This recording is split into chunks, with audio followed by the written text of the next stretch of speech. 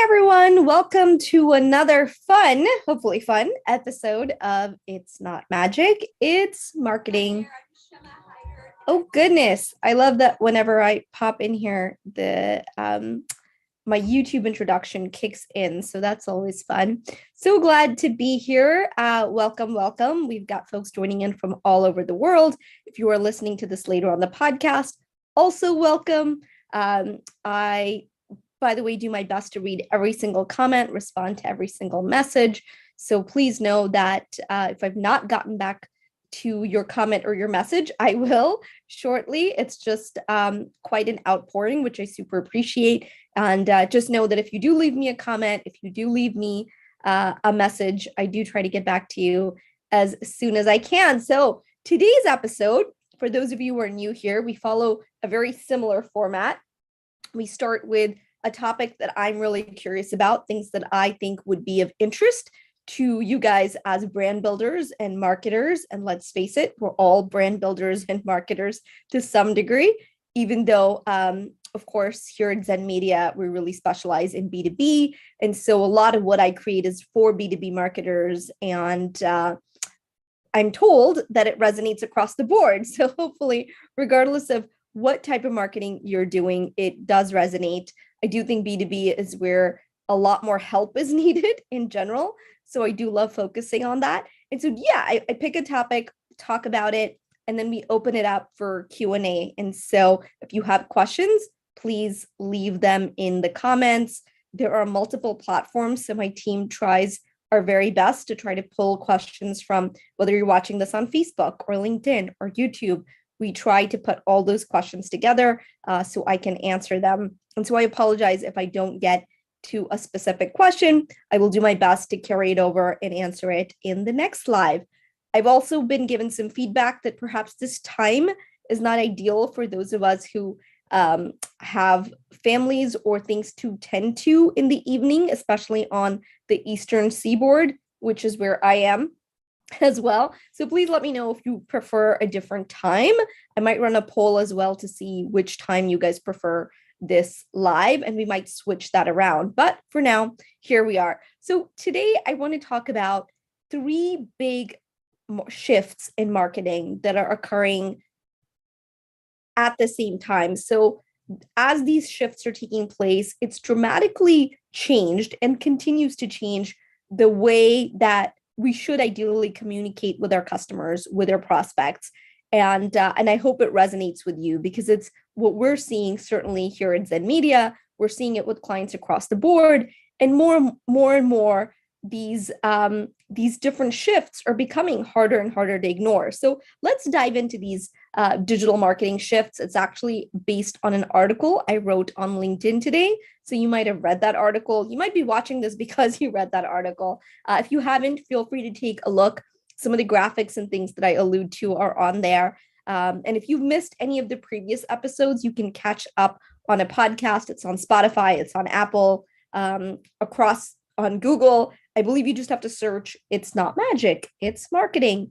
Maybe we'll get some t-shirts made or some things like that, some promo materials if you guys are interested. Maybe teacups, since that's what I'm into. We had a whole little section last time about my love of tea. I've got my Think Positively mug right here.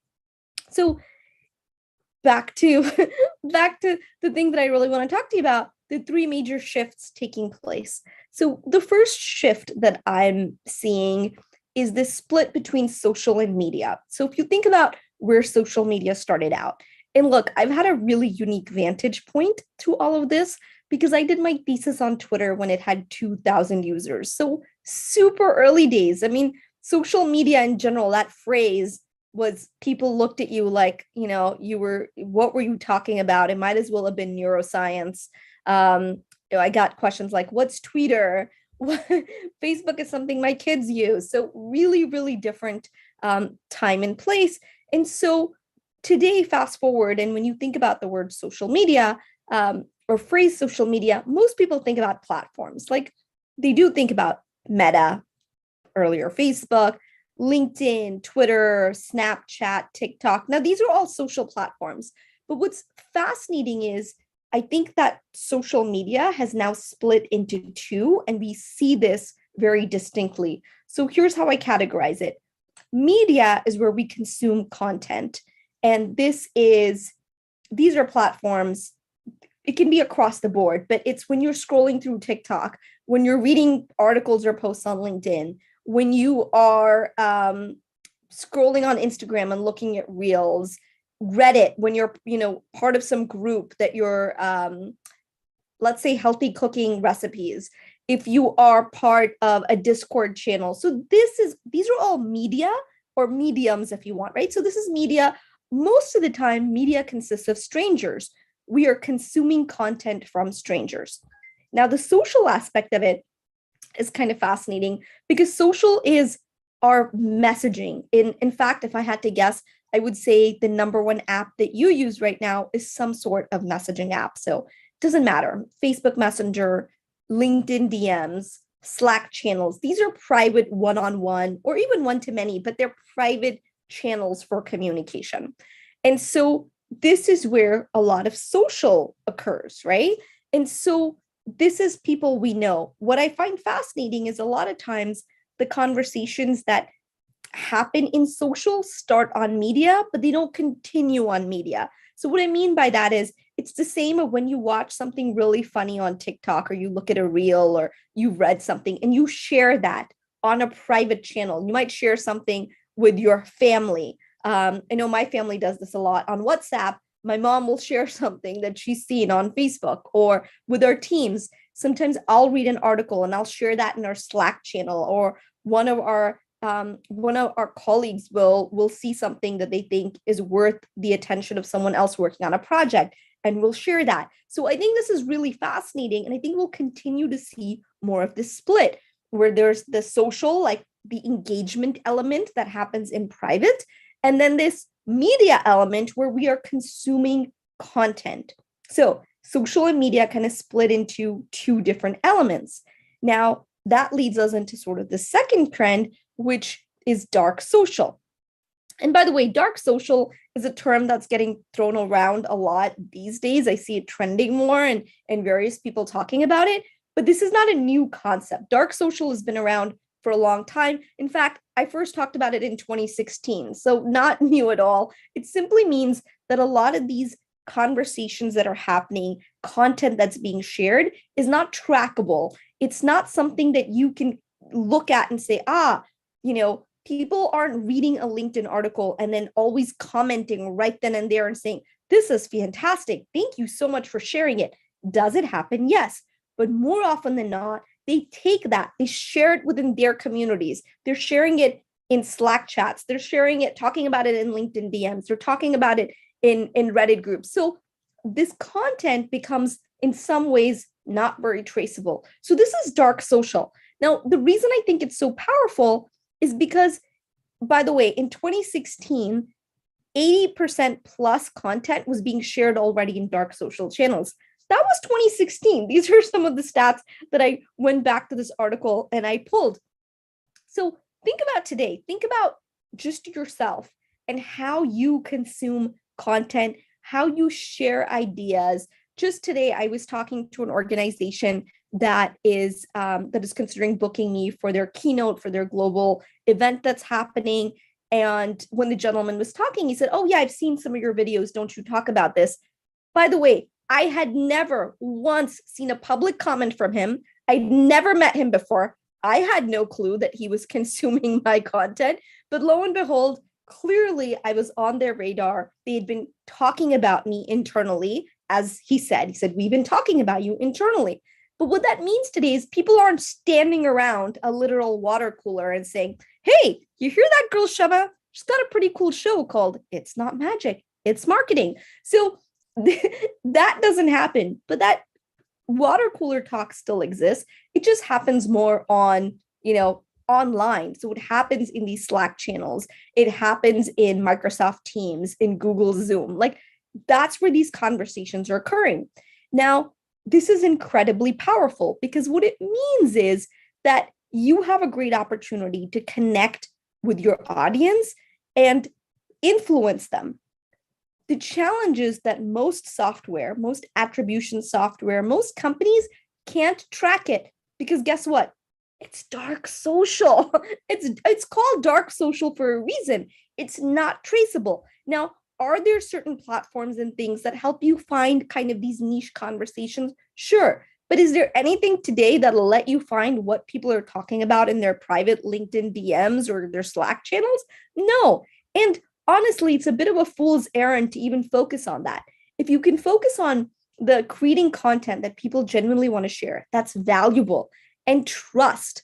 I know this is a difficult concept in some ways. Trust that these conversations are happening. And I'm not saying even blindly trust it. Look, qualitative data is extremely important.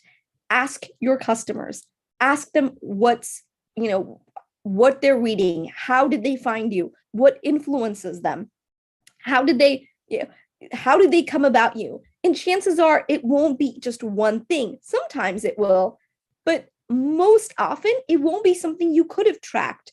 And so I do recommend just asking, by the way, your customers, what do you consume? How did you find out about us?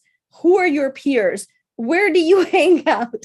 And as much as you can try to influence what's happening in dark social, you can't control it and you can't track it. Now, these two things, not being able to control and not being able to track, are incredibly scary to marketers. So we try to overcompensate. We try to create all these crazy things to try and say, like, look, it is measurable. But if we start to accept the truth that as consumers, how many of you want to be controlled? How many of you want to be tracked? I mean, just look at the complete mess the advertising industry is in right now, because it's getting harder. And even when they are able to get that data, there's a slew of ethical concerns and individuals, for example, who don't want their data tracked in that way. So look, we could do an entire session or section just talking about that. But I think it's very important to realize that dark social is how people are communicating, is how your prospects are buying. And that's not changing anytime soon. It's just going to continue to grow. So that kind of leads us into the next. Okay, buyers are now communicating more on dark social channels. This has continued to be a trend that's lasted for a long time now. The third part of this is, how are they buying? And this is what's called the messy middle. Now, I didn't come up with that. Google came up with that. Google actually does a lot of research, believe it or not.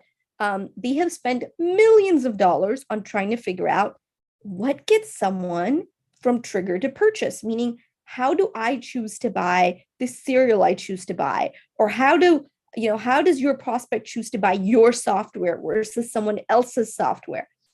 What does that process look like? And now we know, social and media are splitting. Dark social is a thing. So Google looks at it and says, all right, so what really happens when someone decides they need something? And I'm going to try to walk you through. The graphic is actually pretty solid. It's actually on our homepage. So if you go to zenmedia.com, you'll see it right there. You'll see the graphic. And then, or if you go to our LinkedIn, if you go to my LinkedIn article today, you can see it on there. And but I'll do my best to sort of describe it for you, especially for those of you who are listening to this later on the podcast as well. Okay, so there's a trigger moment, meaning someone says, we have a need for something. So say, I need we really need this software for our CRM. Let's go with that. We need software for a better CRM. Cool. That trigger occurs. Now the buyer goes through this process of evaluation and exploration. So exploration is pretty expansive. It's where they're looking at everything. Who are the competitors? They're comparing your product to your competitors. They're looking at, can we just do this in-house? It's everything that could essentially solve their problem. Now, by the way, I love it when people say, oh, but we have no competition. Look, everybody has competition. Even God has competition. So there's not anybody who doesn't have competition. Now, your competition may be the status quo. And I think that's what people forget. Not doing anything, not taking any action is also an alternative. So as this exploration is happening, your prospects are thinking through all these things. We could do nothing. We could look at all these options. And one thing we know we have lots of today is options, right? So they're bombarded now. Now they get to evaluating. Now evaluating is a little bit more, it's a little more constrictive. So while this, exploring is more expansive and they're looking at all these options, evaluating brings it down a little bit. Now maybe they're looking at three CRMs. Yours is one of them, because they're saying, hey, you know what? We have a budget. We really don't want to do this in-house. The old school way we've been doing it kind of sucks. No, we need to do this. All right, let's look at this. Let's look at, what CRM options are available to us. Hey, these three look pretty good. So they've got kind of their three things in a row, and you're one of them. Now, eventually, as they do this, they're going to have a decision to make, and they will purchase something. Now, Google goes into it and looks at different biases that are play, right? So we all have different bias when it comes to making our decisions that are at play. From recency to authority, there's multiple things. For the sake of this conversation and this model that they've created, there's one thing that stands out in the model. So while this exploration weave is going on along with evaluation, around this is a miasma called exposure. So exposure bias is very real. It means that whatever or whomever your prospects see over and over, that's who they're going to trust, right? What's familiar to us is trusted. And how do you build familiarity? You build it through exposure. You build it through brand presence. And now to kind of walk back, you do it through creating great content. You do it through earned media. You do it through all these different platforms where your name is constantly in front of your prospect. So eventually, they've got three choices. Who do they choose? Now, the majority of times, and I won't say every single because I don't think there's a way to scientifically say that, but the majority of times, they're just going to go with whoever they feel is most trusted. And how do they know who's most trusted? That's right, exposure. Who do they see over and over again? Here's the thing. People love to tell me B2B and B2C are the same. There's no difference. It's all selling to human beings. Well, I agree. We're not exactly selling to aliens here. But I think here's the key differentiator that so many folks miss. In a B2C transaction, the consumer is trying to avoid generally regret. You don't want to buy something and be like, oh man, I really shouldn't have bought those pair of shoes, or like, that wasn't a great buy. So you don't want to wake up the next day and feel regret. That's generally what you're trying to avoid. In a B2B situation, the number one feeling or emotion that a buyer is trying to avoid is regret. Sorry, regret was B2C. Just making sure you guys are paying attention. The number one thing they're trying to avoid in a B2B transaction is actually blame. Because what happens if you choose something that your boss says, wow, this was a colossal mistake? Who made that mistake? And so now, not every organization is that punitive. And I'm not saying that every purchase decision comes with so much fear or anxiety. But what I am saying is, generally, it's an organizational decision. So unless your buyer is the head honcho, you're going directly to the founder, owner, whatever, the CEO. Generally, even the CEO's got a board. They want to make sure that they're making the safest choice, the best choice. And this is also something fascinating found in Google research. What they look at and what they find is that as people search online, so when people first started to search on the interwebs, one of the most common searches was cheap. So cheap tickets, cheap software, cheap, like whatever was, was such interestingly, it was very price driven. Today, it looks dramatically different, especially in the B2B category, where those searches are for the best. It's the best fintech software. It's the best CRM. It's the best solution for whatever problem they're having. It's the best healthcare practice in Minneapolis.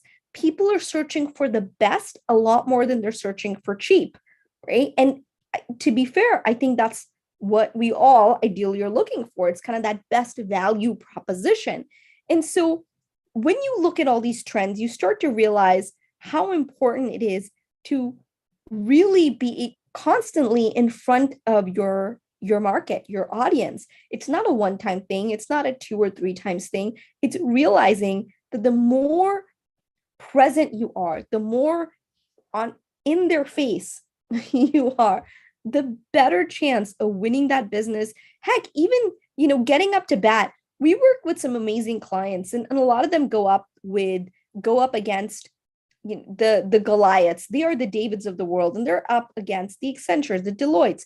Not that we don't also work with some companies on that side of the spectrum, but for the majority of our clients, they are challenger brands. And so the most important thing for them is even a seat at the table, because a lot of times their prospects don't even think, hey, we should ask these guys for a proposal. We should look at what they can do for us. So I think it's really fascinating. There's 2 levels at B2B. One is, are you even in the evaluation arena as they're exploring? Do you make it to evaluation? And then the next level of, do they choose you because they feel you are the most trusted? There used to be this old saying that people said, no one ever got fired for buying IBM or going with Big Blue. And this was always so fascinating to me, because IBM had created such a stronghold. It had become such a symbol for a trusted brand that even if they were brought onto a project and they did a terrible job on the project, because it was IBM, because their name was such, your boss couldn't blame you. I mean, obviously, you brought in the best. And so that continues on today, where people want to feel like they are working with the best. They want to work with subject matter experts. And that's why, frankly, you see a lot of consulting companies, even with big name consulting companies, that don't do the best work. Honestly, there's other players that do a better job. But because they have so much clout around their name, they have so much exposure, they have branded themselves so strongly, that inevitably they're the ones that get invited to bid for the business. And at the end of the day, they often get chosen because they're a safer bet. So look, I think these trends are just fascinating to view, not just in theory, but actually in practice. So let's open it up to some of your questions, because I see some of the questions coming in here, and I have the Zen team here helping in the background corral some of these questions. So if you have questions, please leave them. If I don't get to something today, I promise I will try and cover it the next time that we do this live. Okay, so I've got a question from Mohammed. He wants to know, hey, Shama, are all channels just social or just media, or can there be overlap? Okay, awesome question, Mohammed. So social and media are actually not exclusive of each other. And what I mean by that is, let's take LinkedIn, for example. LinkedIn can actually be a social channel and a medium. So when you are looking at it, so as media, you might scroll through, you're watching this live stream right now, perhaps on LinkedIn. You're reading an article, you're reading a post. All of these are it's all media that you're essentially consuming. All right. So these are all medias. Now, once that leaves that box, the feed, and you go into your messaging system. So now when you're getting DMs and you're trading messages and you're going back and forth with prospects or your colleagues and you're having these conversations, that is now social, right? So great question. So a platform can absolutely be both. They can be social and it can still be social media. So you can have the same type of conversations happening, same type of engagement happening on the same platform, but for the purposes of dark social versus what you can track, they function differently. But yes, great question. Many of the platforms can be very, very similar. Okay. We've got another question here. Okay, got some background over here. Shama, how can I convince my boss that we need to invest more in dark social? Okay, that's a great question. Now, if you didn't hear my episode earlier, please go listen to it, because I talk about, or you can catch it on my YouTube channel. I did a video on marketers and making sure, good marketing is a dual responsibility. And what I mean by this is as important as it is for a marketer to help educate the C-suite and making sure that they are understanding what they're asking for, what's feasible, how marketing works, is just as important for marketers to be able to educate their bosses on what's important. So it goes both ways. So marketers have to do a better job educating their leadership on what it is that they're trying to accomplish, how dark social works. Heck, send them a link to this so they understand, because a lot of times it's just a not understanding how marketing works. Part of my reason for starting this It's Not Magic, It's Marketing, is to dispel these myths and look at what is realistically possible to accomplish and the opportunities, of course, that exist out there. The other part of it is the leadership has to meet you halfway as well, meaning they have to be open to understanding and keeping up with the way the world is changing. And you can't put a square peg into a round hole. That's just not how it functions. And so I think it's just very important to think about that. And so to answer your question, how do you convince your bosses to invest more in dark social?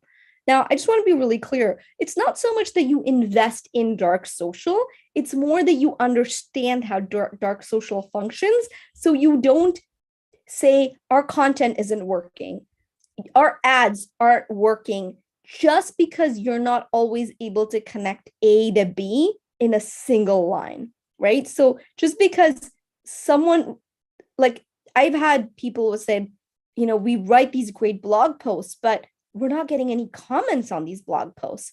I'm like, but your blog posts are about, cybersecurity and some very in-depth things. If your goal is to, target CISOs, chief information officers, chief security officers at companies, they're not going to leave comments. They're consuming this on your media, but they're having these conversations somewhere else. And so I think it's less about do you invest in it and more about do you understand how to really look at what's working and what's not, given that so much of this conversation is happening where you can't track it. And so that does mean setting up metrics that are overarching.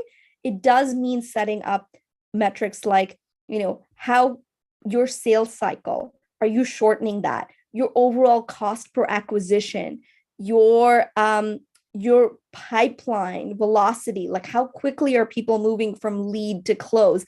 These are the types of conversations that I think are worth having with your boss, and then setting metrics together that you feel like are reasonable, and understanding that dark social plays a big role in all of this. It's just not something that by its very nature, it is called dark social. So it really is a matter of educating. And I'll say this, if as a marketer, you feel that you are not being, that you have leadership that does not understand what you are doing, it's very, very important to think of your own career. And what I mean by this is there's nothing worse.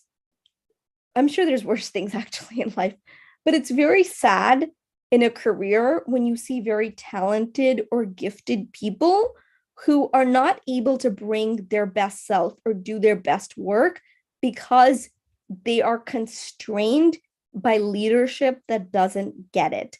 And so, of course, your first step is to say, how can I help them understand? How can I better educate them? How can I make sure that we are setting metrics? Because if you go in and you say, look, there's no metrics, there's no way to track any of this, it's all dark, goodbye, you're not going to get a lot of support. But if you meet halfway and say, okay, what are we tracking? How are we tracking how our offline efforts are measured right now, our social efforts. If you start looking at the big picture, how are leads finding us? What's our look, as Peter Drucker said, and I'm paraphrasing, but marketing's job is to be so good that they make sales superfluous.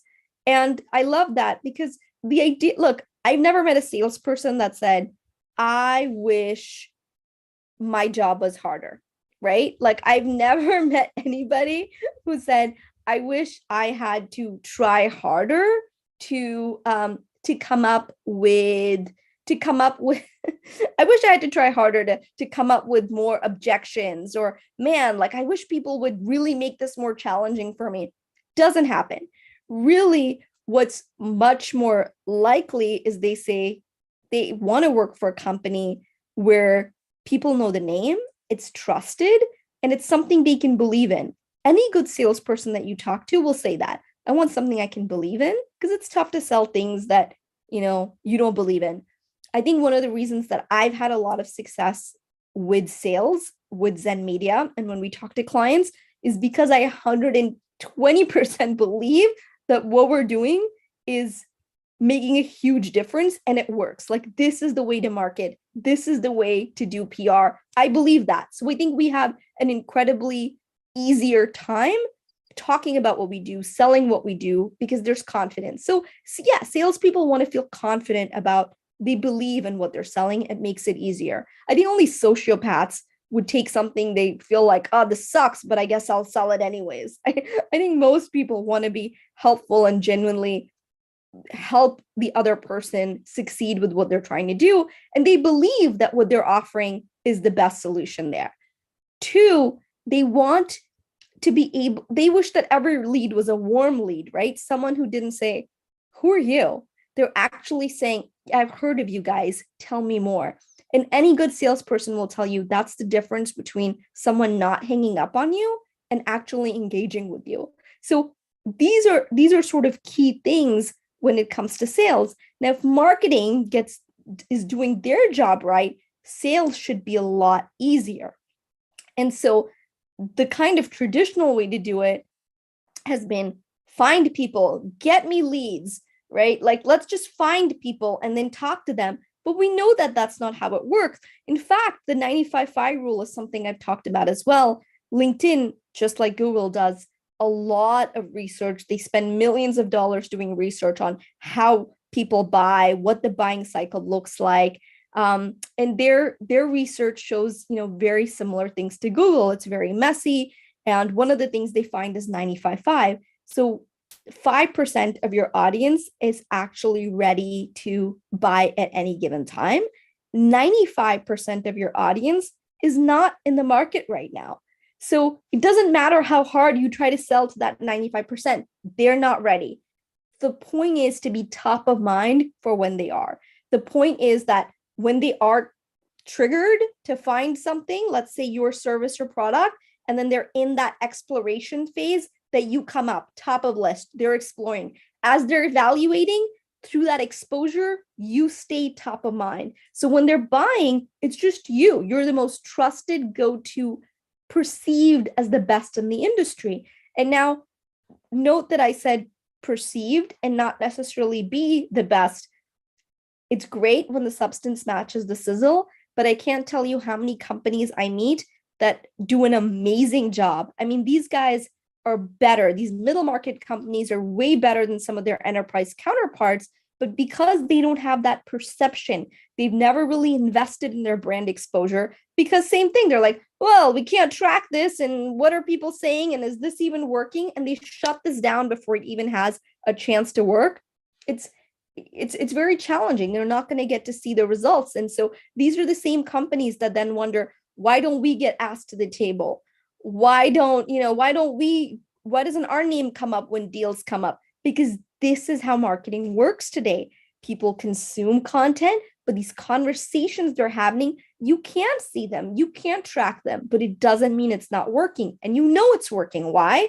When your sales cycles start getting shorter, when you start getting invited to the table, the proverbial deal table, to close more deals, when your pipeline velocity is faster, meaning someone comes in, they've got intent. They're a lot more likely to buy. They're ready to close. They're not doing this long dance where they're looking at you and they're not sure, right? So things move a lot faster. These are all ways that you know that your marketing is working. And it works so much better to look at the macro than the micro in this case. So great. So great question, by the way. Hope that does answer it. All that to say, if you've got marketing, if you're a marketer and you're trying to get leadership on board, educate them. Make sure that you are on the same page about metrics and how you feel like you can best measure your your contribution really to the business outcomes, to sales outcomes. And then the other part of it is, if that's not working and you're with leadership where you're continuously hitting your head against a brick wall, walk away. Because look, just like relationships, just like so many things in life, there are things you control and things you don't. And when you are forced constantly to try and control the things that you don't control, it's not a happy life. I think you should bloom where you're planted. And on that same kind of tree analogy, you're not a tree. If you have a lot to offer and you feel like you're just not getting those opportunities and the leadership isn't understanding, go somewhere where you can make a difference. Because if you're a marketer, your track record is everything. And if you're not able to produce those results because of factors that you can't control, it's very important to go somewhere where you can. All right, we've got one more question from Anna. How can a business, why, I think maybe this is what, how is it that a business can't ignore dark social? Well, Anna, you can't ignore dark social because this is how people are communicating today. It's like saying, why can't businesses ignore LinkedIn or social media in general? Or, why can't businesses ignore the internet? Well, you can. Listen, as a business, you can do whatever you want, right? There's no rules. But if you want to be successful at reaching your customers and your audience and understanding your buyers, see, most companies are still selling to buyers like it's 2005 or sometimes even 1995.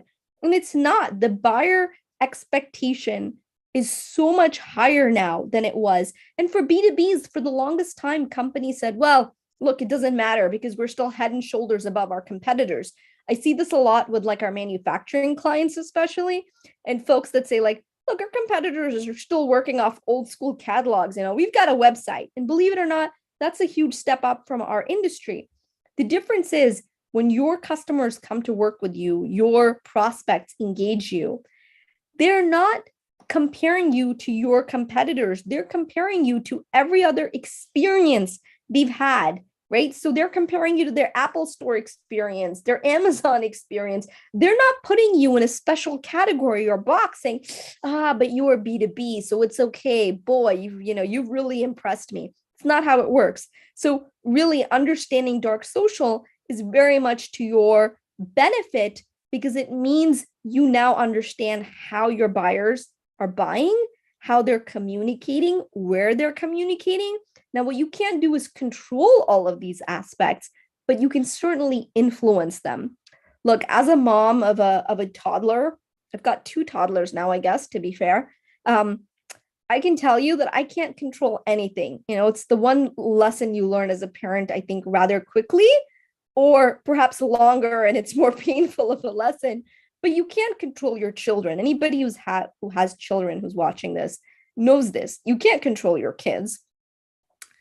What you can do is help influence them, right? Mommy can make brushing your teeth more fun, sometimes not successfully, but she tries, or, going to bed. Like, you can help influence a lot more than you can control. And that's a lot of what I'm trying to get across here, is that through every step of this buyer journey, you can help influence your prospects, guide them, be that Sherpa. Know that they're having these conversations on dark channels, but make sure that your content is likable, is credible, it's trusted, because that indeed is what's going to get them to share.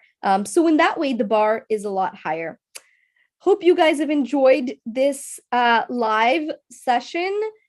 Again, love your comments. They mean so much to me. I know we have some more questions. I promise I will try and tackle them next time. Join us again. The timing may change, so keep an eye out on the social channels to see if we might switch that up so more of us can attend. I know we have a global audience, so really do try to make this inclusive. All right, catch you on the flip side.